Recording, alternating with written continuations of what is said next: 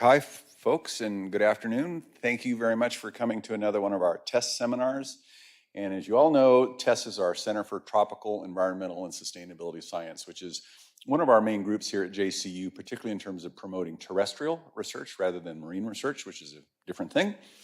It's a real pleasure today to have Laurie Hedges. Laurie's come here from Sweden, a long way away to be suddenly inundated with lots of hot weather. But Laurie is an extremely well-traveled and very experienced filmmaker, wildlife and environmental filmmaker. He has a bachelor's degree and master's degree that he got from the University of Cardiff and Nottingham. That's right, in both their UK and Malaysian campuses. And he did his master's degree, tremendously interesting master's degree on black leopards. I won't say anything else about that. Okay. But anyway, it's a real pleasure to have Laurie here joining us today. And without further ado, we'll turn it over to him to talk about filmmaking for conservationists. Oh, and I also wanted to thank Laurie because we just had a fascinating 2-day workshop, Monday and Tuesday this week, where Laurie's been teaching us all about wildlife filmmaking. And most of us have come into this with very little knowledge and walked away feeling really empowered and enthusiastic about this idea of doing our own films. So, over to you, sir. Okay, thank you. Great. Well, as Bill mentioned, my name's Laurie, ex-wildlife biologist, but now full-time filmmaker. And just to sort of sum up why I am a filmmaker, I think this quote here says it pretty well. No one will protect what they don't care about, and no one will care about what they have never experienced. I truly believe film, not only is it beautiful, not only is it an art form, I think it's a really effective tool for conservation. Hopefully I will convince you of that during this talk. But yeah, essentially that is the reason why I got into filmmaking. I used to be a wildlife biologist in order to do conservation. And I transitioned into making films for exactly the same purpose. It's all to do conservation. So yeah, why film? We need to critically ask ourselves, why does this deserve our time and our resources? I think it's interesting if you ask something like ChatGPT to show me an image of a conservationist, it will show you something like this. Somebody out there gathering data, doing science, doing research, which is all well and good. You know, I don't mean to trash that at all, but I think it's interesting that it doesn't very often show you images of people doing advocacy. We're very good as conservationists at diagnosing a problem.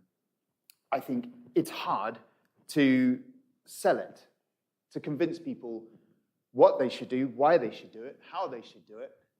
And so I do believe, obviously we need science and we absolutely need to be doing it as conservationists. But I think we also need to be asking ourselves the question, why when there are, billion-dollar businesses out there who have vast budgets that are pumping money into creating slick commercials, selling themselves, why do we as conservationists not take the same approach? So this is me back in 2012, full of hope. Starting my career as a wildlife biologist out in the forests of Malaysia. Back at that time, I'd never touched a video camera. I was all about collecting data. And I was doing it on Peninsula Malaysia, over here, up in the northeast of the country, in a place called the Kenya Wildlife Corridor.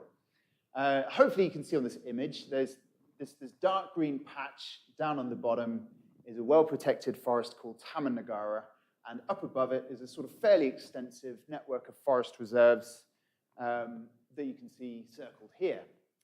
And connecting these two big chunks of forest is one thin strip of forest called the Kenya Wildlife Corridor. It had no formal protection at the time, it was just the last linkage between these two forests. And at the time, I was really focused on these guys. Melanistic leopards. I should just be calling them leopards because that's what they are. They're exactly the same as a leopard you would find anywhere across the whole range of leopards, except for the fact that they happen to be black instead of yellow and spotted. And Malaysia is incredible because it's the only place in the world, please correct me if I'm wrong on this, but I do believe I'm correct. It is the only place in the world where you get almost an entire population of animals that is the melanistic form rather than the regular form. You find melanistic leopards everywhere that you find leopards, but they're incredibly rare normally. For some reason, when you cross the peninsula from Thailand to Malaysia, it flips, and melanistic leopards are almost the only leopards that you'll find. And this is amazing, but it presents a bit of a challenge. Normally, when we try and figure out how many there are of a population of animals in an area, we go out and we count them, essentially. It's a simplistic version of how we do it, but that's what we do. We have to recognize individuals and use different methods of estimating how many there are, at what density they're living. And with tigers, we might use their unique stripe patterns on their coats.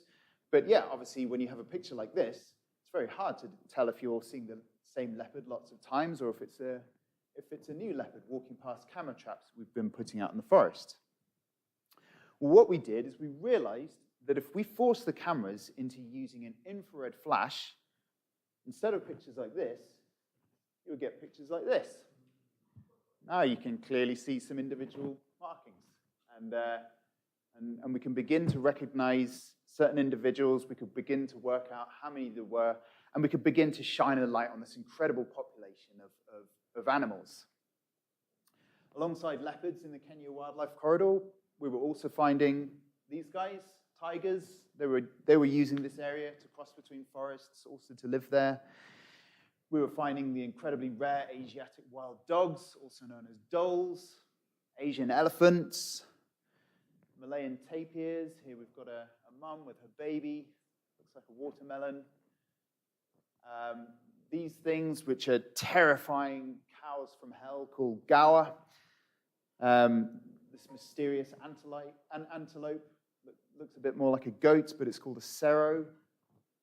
Malayan sun bears. This one's having a nice scratch on one of my camera traps. But unfortunately, whilst we were out there in the forest setting these cameras to look for wildlife, we were also picking up images like this. People out in the forest with guns, poaching, or out there trying to harvest rare wood. We would come across their camps, and very often I would bump into them.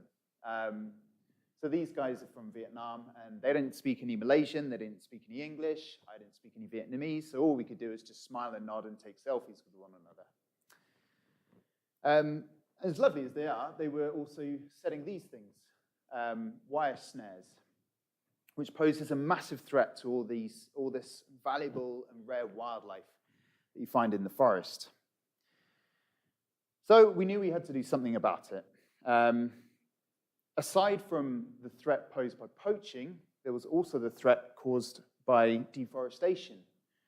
So hopefully you can see in this image, this is a satellite image of the area in the 80s. And then if we fast forward in time 30 years, you can see how much forest has disappeared. Mostly through logging first and then planting the area with palm oil or rubber plantations.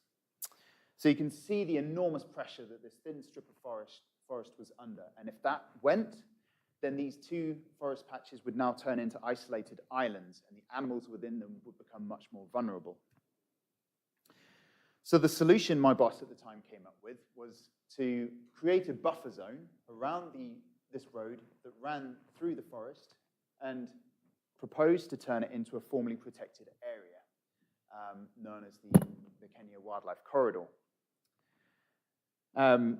So we were out there collecting all this data on wildlife, on the levels of poaching, really trying to make the case that this is a critically important area, that we really needed to protect it. And the person that he needed to convince of that would be this man here, the state governor. So here he is, Ruben, the guy in the middle there. He was my boss. Here he is. He's got his reports, presenting it to the governor. And he's really selling him, all this information that we've got. Yep. Ruben's one of our former PhDs, postdocs. Yes. Yeah. Vital bit of information I missed out there. Yes. Yeah, fantastic guy as well. So yeah, so he really needed to make the case to the governor that this had to happen. You know, that if we didn't take action now, this forest will be lost forever, and it would just be a big blow to the natural wealth that is within his state. So he wanted to try something different. So as well as going out there and collecting data, he asked me one day, "Hey, look, a friend of mine gave me a digital camera. Do you mind just taking it out in the forest, go shoot some things, and then teach yourself how to stitch it together with iMovie?" So I did, and this is the first film that I ever made. It's also the worst film I've ever made, but I just thought I'd show you where I started from.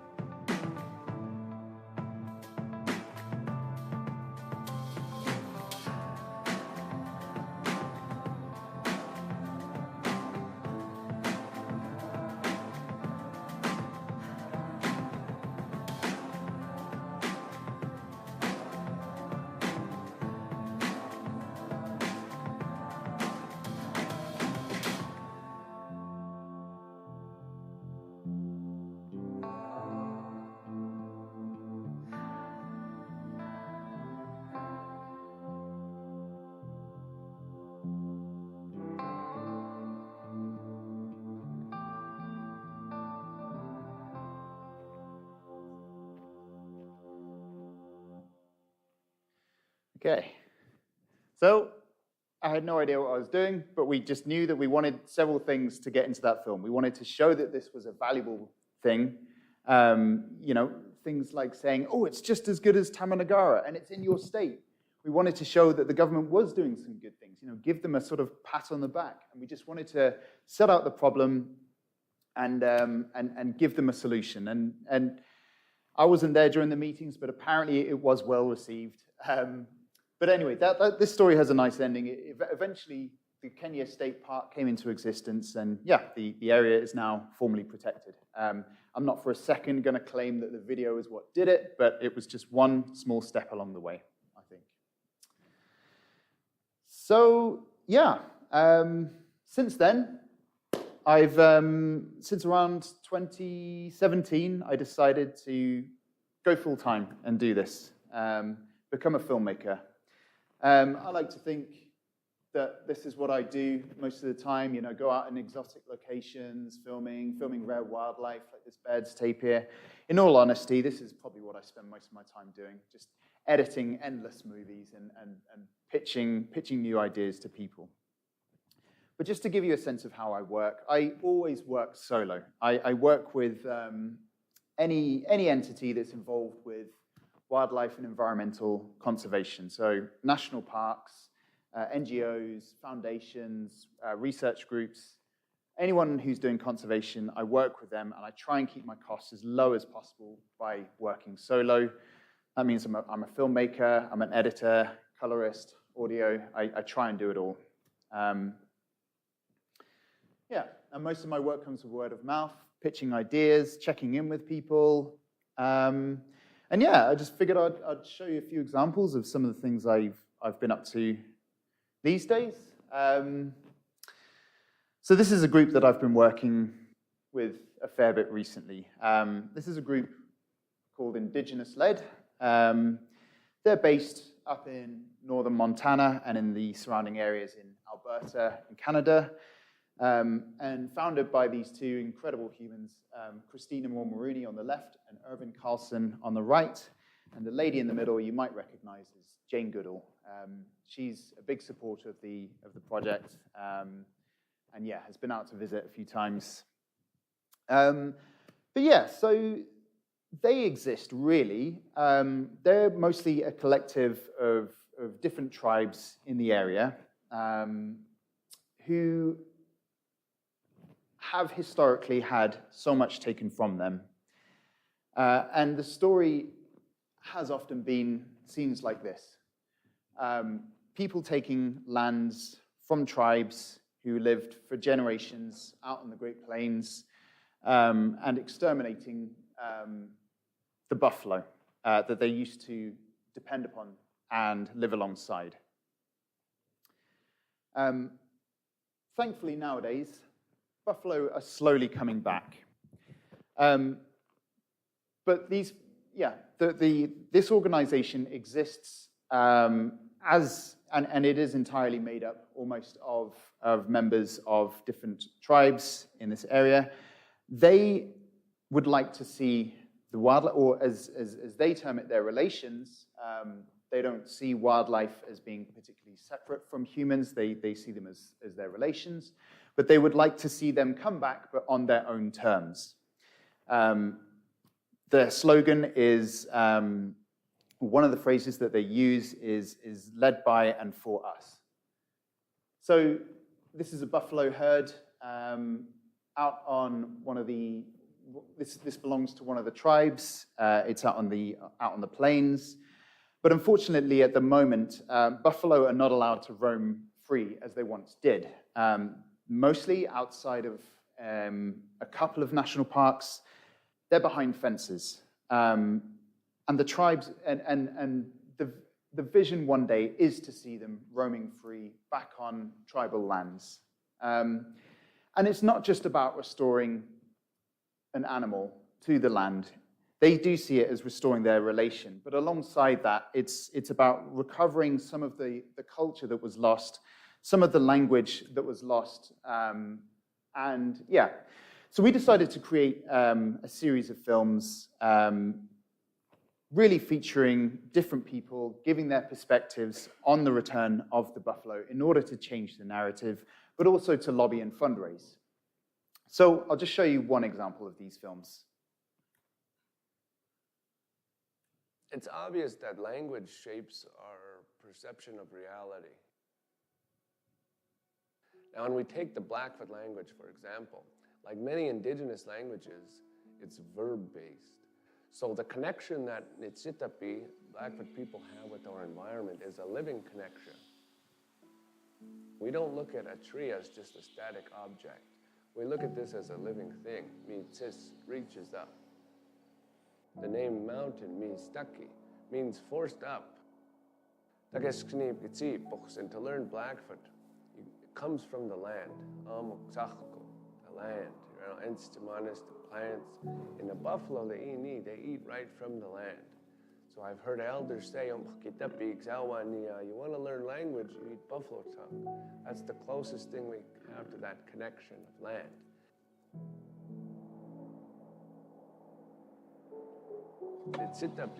All the gifts that the Blackfoot people have received have come from our environment.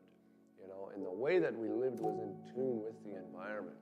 So when we take these foreign concepts like conservation or even wilderness, you know, they're always defined in a very singular way that's taking humans out of it, right? Wilderness is untrammeled by man. Conservation is a human intervention, you know, managing an ecosystem. But my people realized thousands of years ago, we don't manage anything. You know, look at our daily lives. How perfect are we? Very imperfect, right? So how are we going to manage an entire ecosystem? We cannot. We never will. However, we are a part of every ecosystem. That is the difference. There is no such word as wilderness because my people were always connected within the environment. Now, buffalo as we all know, are a keystone species, you know, but they were the life of my people for thousands of years, not only giving us a culture and a way of life, clothing, food, opportunity, you know, so to have them come back is really a reemergence of our whole culture coming together again. The language, boksim, ties into that. The way of Nitsitapik Simstan, thinking Blackfoot, that comes into it. You know, the way of our ceremonies coming back again, that ties into it. So it's a whole new era coming back to us, you know, a whole new opportunity for the younger kids to understand. Now we know we can never go back into the teepee era, you know, living nomadically, but what we can carry on is the morals, you know, the responsibilities, the respects, the love, the understanding, and the connection. You know, that's what Nitsitapik Simstan truly means, thinking like a human. So when we talk about the importance of language, language is everything.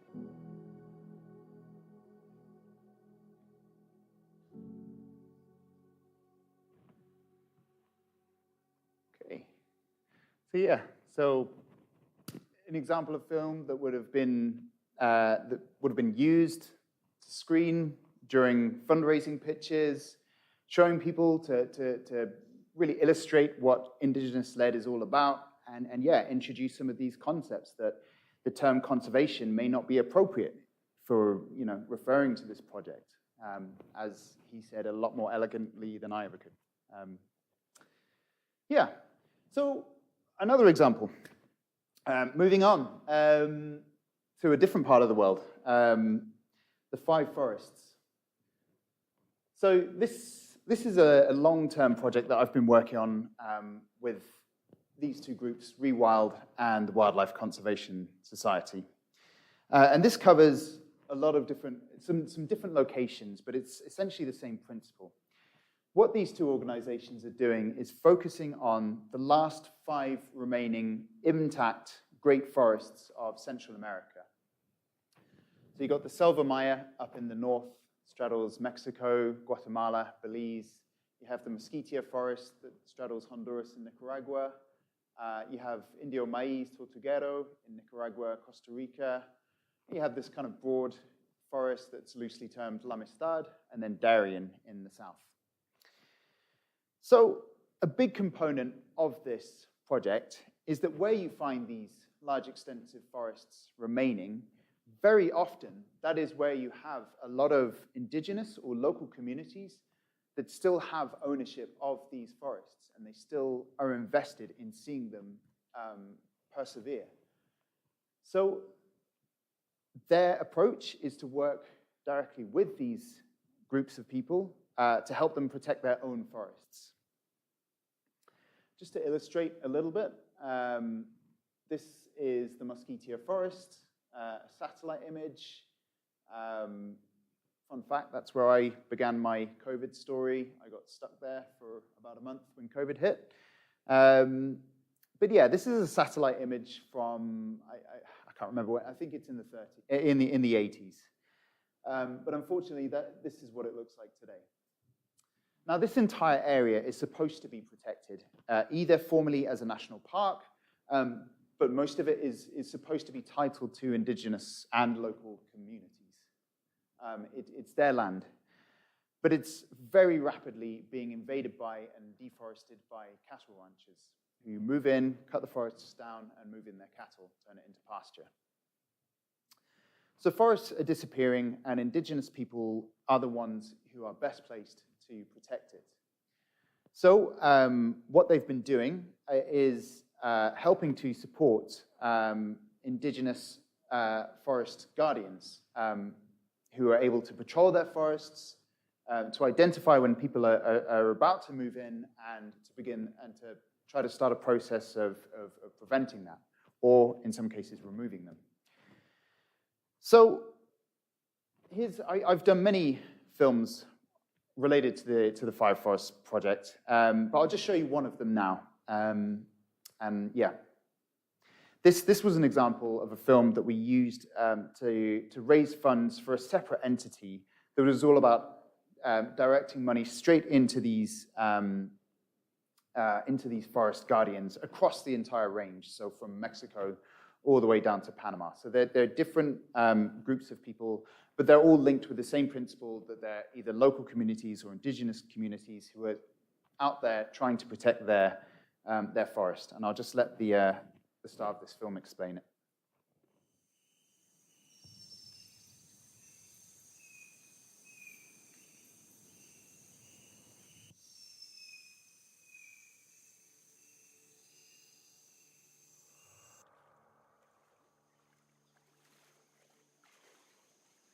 Somos guardianes de los bosques de Mesoamérica. Nuestra tierra es hermosa. Está llena de vida. Árboles y aguas cristalinas. Nuestra tierra nos da todo. Acá jaguares y tapires deambulan libres. Los colibríes danzan y las águilas vigilan. Nuestra cultura es preciosa. Nos enseñó cómo tomar lo necesario con respeto y responsabilidad. Nuestro bienestar depende de los bosques, de nuestra cultura y la biodiversidad. Pero amenazas vienen de afuera. Están cazando animales y talando árboles, trayendo ganado y sacando minerales. Invaden nuestros bosques. Por generaciones, nuestro hogar ha tenido sus guardianes y hemos resistido.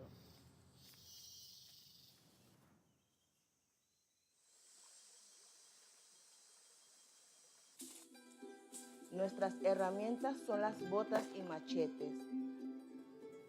La esperanza y pasión nos mueven.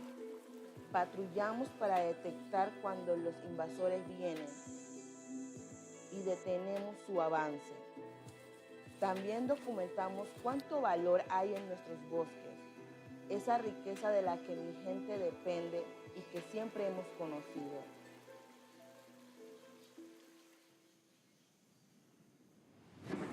No es una tarea fácil, el terreno es complicado, nos aleja de nuestras familias por días, es agotador físico y mentalmente. Pero cuando vemos que nuestro esfuerzo hace diferencia, todo vale la pena. Mi hogar es hermoso y durante siglos mis hermanos y hermanas en todo Mesoamérica han sido sus guardianes. Nos une un hilo común. Los bosques de Mesoamérica son nuestro hogar y los seguiremos protegiendo. Los pueblos mesoamericanos unidos somos más fuertes.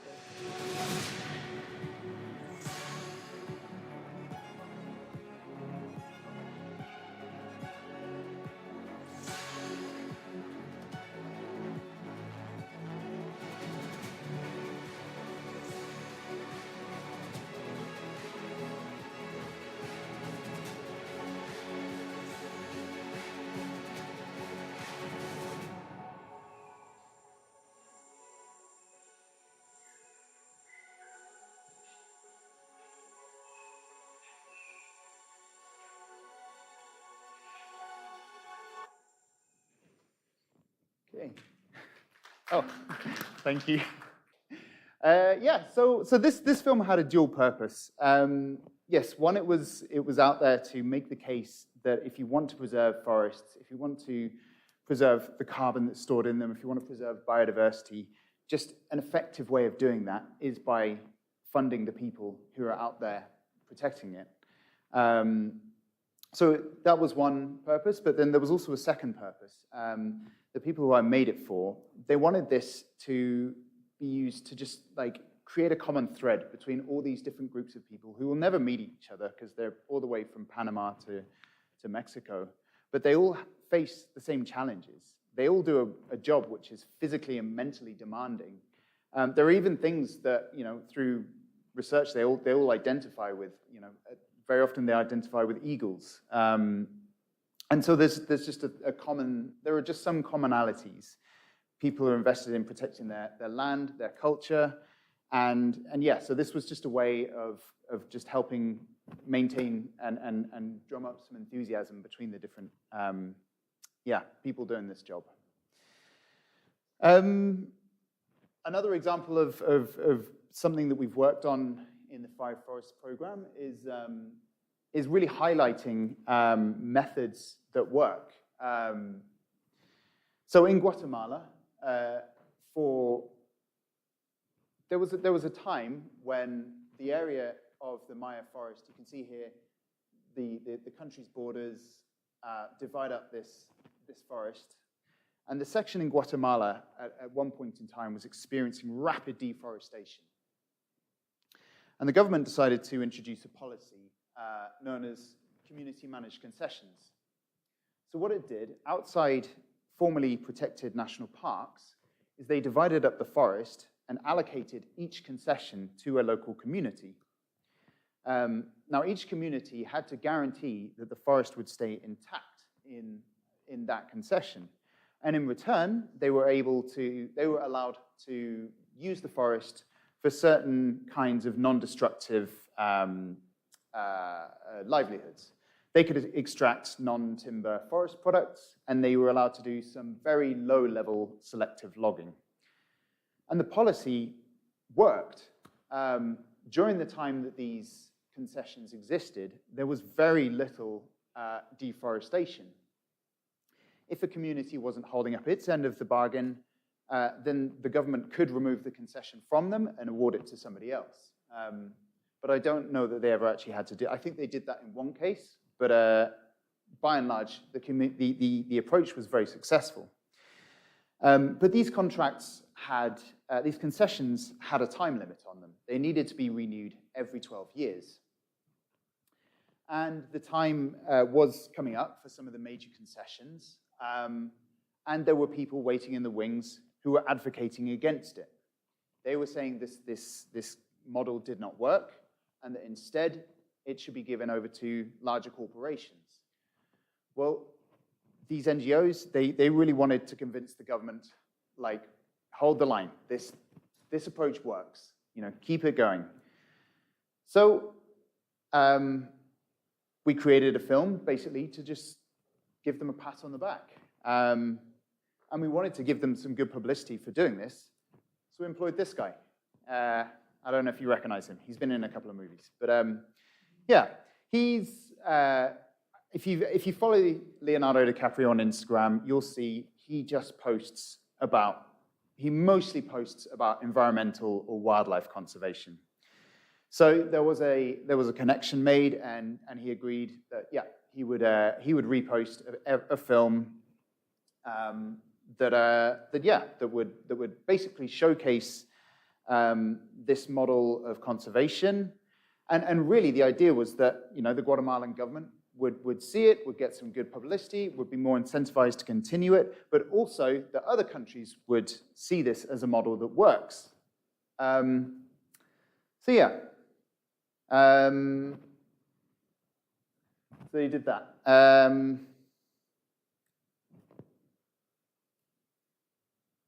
In another case, in Honduras this time, the government had made a positive step in halting, basically formally protecting the Mosquitia forest. And again, we made a film.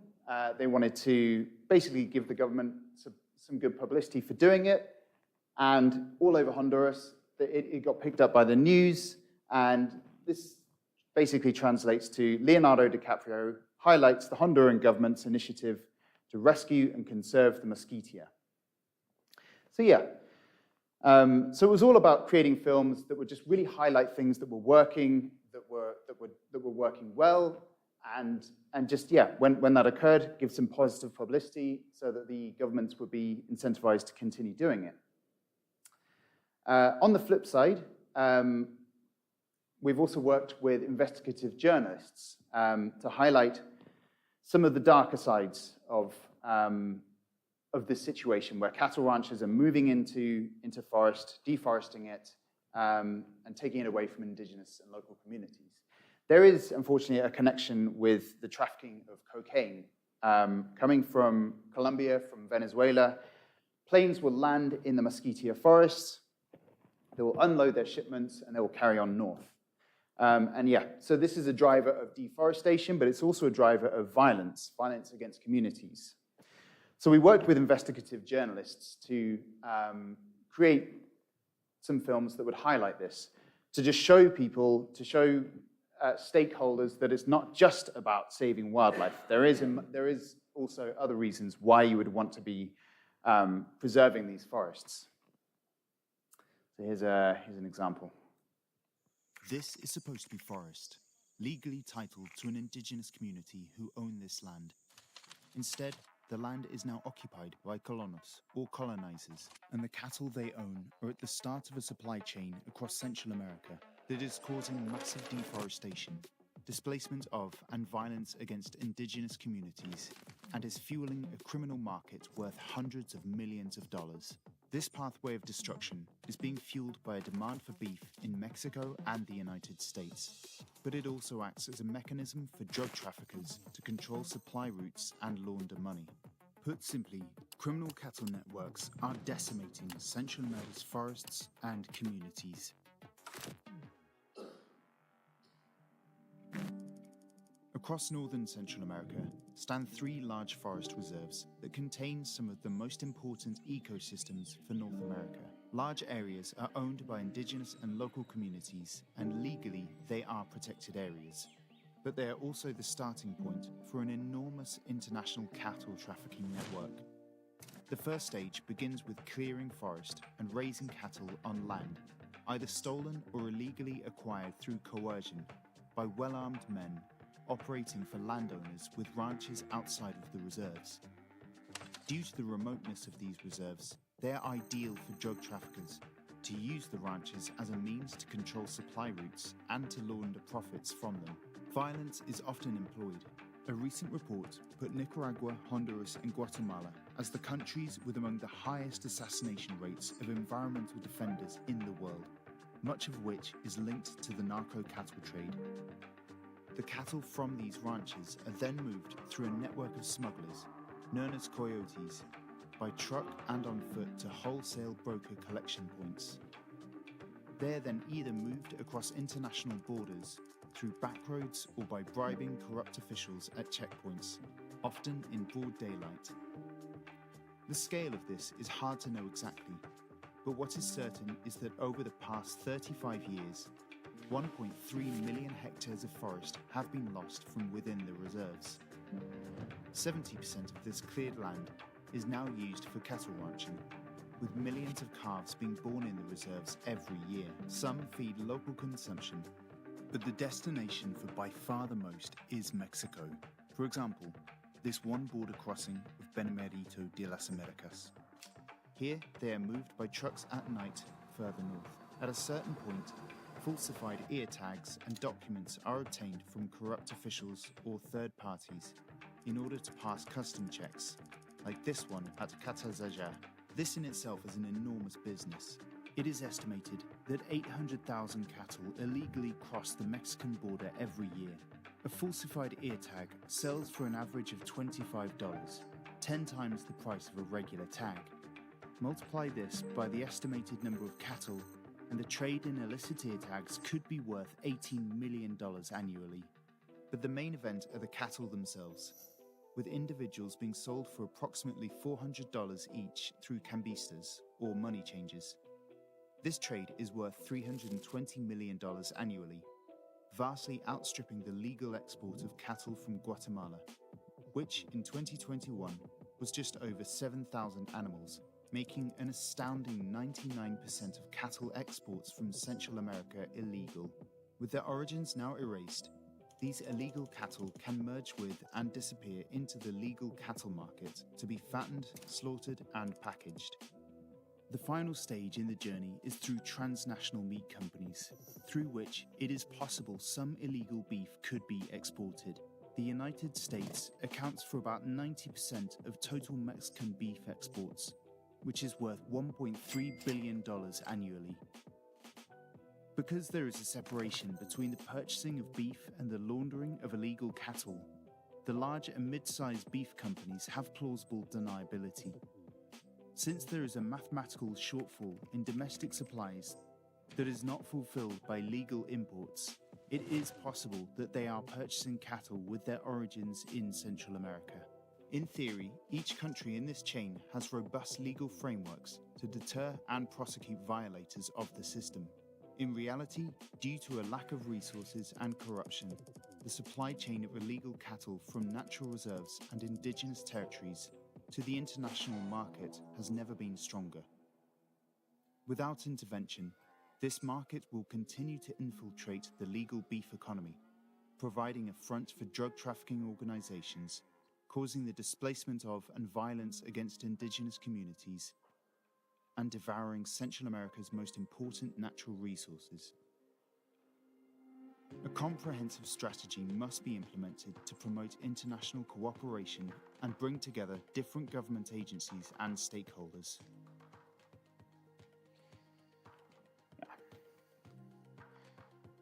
Okay.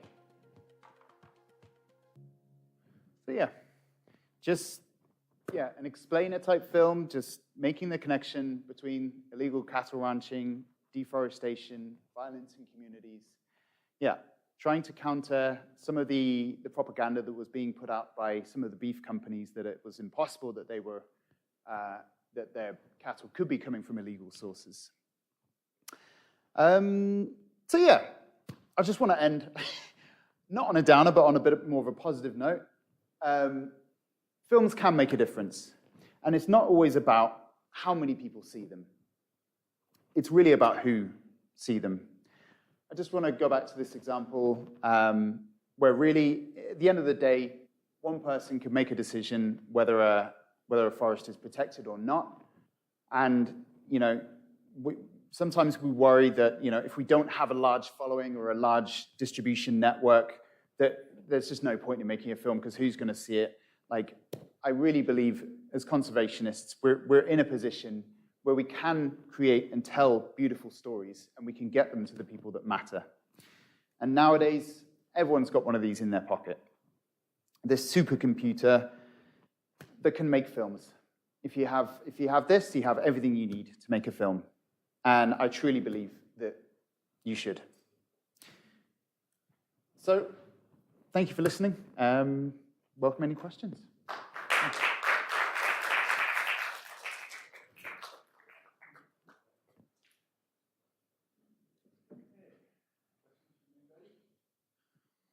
Oh, there you go. Hi, Laurie. Thank you very much. That last video you showed, did you narrate that? Yes, No, I thought you did. And then I noticed that part of it you were speaking sort of slowly, and then part of it you really noticeably sort of accelerated your points. Yeah. And I was just curious about how you kind of estimated how much time you were going to spend on each part. Yeah. I think that film went through about 50 different iterations.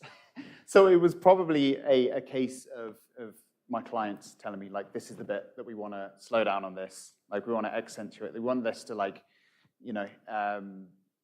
allow this one to percolate. And then other bits, we don't want people to get bored. We want to just move through it. I just had one more question, sorry. And then I noticed that it's a little deeper than your normal day-to-day voice. Yes. And is there like a sweet spot that you edit to try to get the best probably tone? I think that's probably the result of using a condenser microphone, which just, it makes your voice sound really nice. Like it's a very pleasing thing. And yeah, probably some tweaking of the levels. Yeah. Okay. Yeah. Yep. Dennis? Obviously, different kinds of filmmaking there, Laurie. Thank you very much for that. But just in relation to the last one, the ones before were clearly being supported by indigenous communities. The last one clearly was you sort of propagandizing, if you like, so in a very hard to reach space. So that film at the end there, which is probably one of the hardest and most difficult to reach types of film that you can possibly make, who was that targeted at? Who were you hoping would be acting on that, and how successful have you been in actually what you were trying to say in that film? So unfortunately, I can't say how successful because I make the film and then I pass it on. I'm not involved with any of the distribution. So all of the research came from this investigative journalist outlet. And yeah, the audience, I believe in that one, it was, policymakers in the US who are deciding whether or not to commit funding for certain things. Yeah, I would need to get back to you on that one because I was contacted, asked to make this film, and then I gave it to them and they used it. Yeah. Anybody else? Thanks, Laurie. That was great. About how long, I mean, it probably does depend, but each project, about how long do you set aside to film, the edit, to get to the final product, basically? Okay. You mean from start to finish, like filming to completion? Yeah. Okay, so I guess, yeah, like depends if I'm actually filming. Sometimes I do films based just on footage that I already have. It's normally, it changes so much. I'd say these days, I'm never really away for more than 2 weeks at a time filming. If I'm making a film that's about 3 minutes in length, takes me roughly 10 days to edit. So yeah, I get, in 1 month, I could shoot, edit, and release a film in theory. Practice, it takes longer. Yeah. But if somebody tells me they need a film tomorrow, I'll do it. It might not be good, but yeah. That's more a question about one of the contents of the last film. Also, yeah, I'm quite impressed with what you do because of the terrain and your clients. Like all of this seems to be fairly difficult to deal with, I guess. And then also, especially the last one, there was 2 of them where you were encountering like poachers, and then you were talking about these the narco cattle, right? So I guess at times it would be quite dangerous as well to navigate in these areas because you're confronting people with something or you're exposing things that they may not want exposed. And I wanted to ask you a bit more about this narco connection because I couldn't really catch that out of the film. So how at first I thought, are the drugs traded with the cattle, or is it like a money laundry thing, or what? And also if you could just flesh out how you managed to deal with these potential dangerous circumstances. No problem. So the forests, by definition, are remote, isolated places where people can operate outside the law. In Mosquitia, for example, they'll fly planes directly from Colombia or Venezuela into the forest. They'll clear a landing strip ahead of time. The plane will land. They'll unload, but then they need to move it north. If a narco, which they do, have cattle ranching buddies who control the area, they're the ones who can help organize the receiving of the shipment, transporting it north. It's basically a way of controlling territory. No, I apologize if that wasn't clear in that film. It's all about controlling territory, but also, yes, laundering to a lesser degree. Building networks of roads as well. You can do it under the guise of needing to move cattle around, but yeah, if you're moving cattle around, you can also be moving trucks that are not carrying cattle. In terms of filming people who don't want to be filmed, yes, very much an issue sometimes. So when I was in Mosquitia, there were occasions, number one, I was absolutely not filming anyone who looked like they were remotely connected with trafficking. There was one incident where I thought I was in the middle of nowhere, was flying a drone, and then was confronted by a very drunk machete-wielding guy who promptly told me to land that drone immediately. And as soon as he had gone off, the kids in the village started laughing, and they were like, "Oh yeah, he's building a runway behind the village," and he was pissed that you were trying to film it.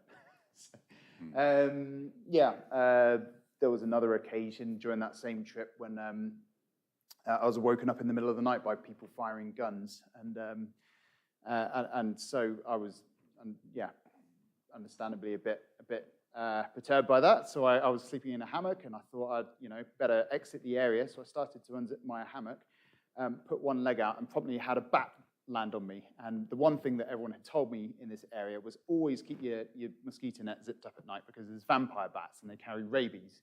So I then had the dilemma, do I want to face the narcos who are firing guns, or do I want to have the vampire bat who might be carrying rabies? So I zipped the thing back up and fell asleep again.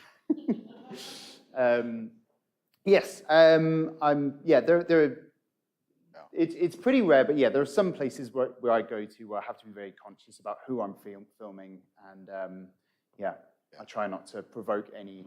I don't want to antagonize anyone, so I will keep the camera in the bag if it's not absolutely necessary.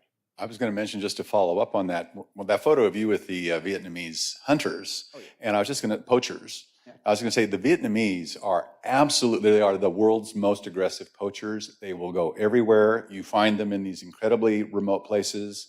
Other peoples will say, we don't want to walk for 2-3 days in the forest to poach. The Vietnamese will do that very aggressively. Any issues with those poachers? I guess you all look very friendly. No, they were just more confused about what I was doing out there. They had no problem with me, and we just sort of, I don't think they were sort of offering me cigarettes, and I was trying to say I don't smoke, but they I think they just, as long as we didn't bother each other, they didn't mind, and most people are remarkably even bad guys. You run into them and they are actually usually pretty friendly unless they see a reason not to. But anyway, I mean, it was astounding. They spend months in the forest at a time, and I don't know. I was always amazed at how they did it. Supporting themselves. Yeah. Any other questions? Oh yeah.